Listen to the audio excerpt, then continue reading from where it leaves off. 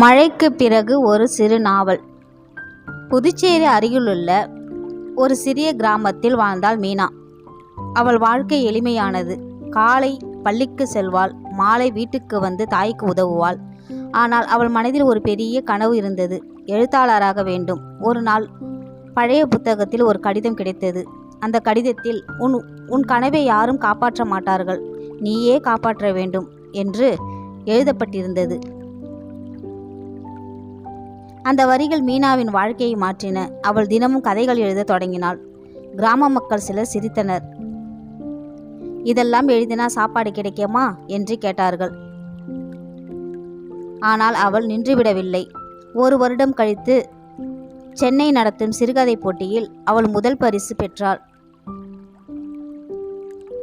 அவளது பெயர் செய்தித்தாளில் வந்த நாள் அவளை கேலி செய்தவர்களே வீட்டுக்கு வந்து வாழ்த்தினர்.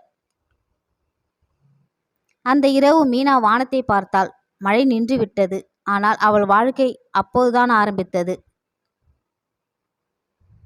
கதை சொல்லும் உண்மை. கனவு சிறியது என்றாலும் அதை நம்பும் மனசு பெரியதாக இருந்தால் வாழ்க்கை மாறும்.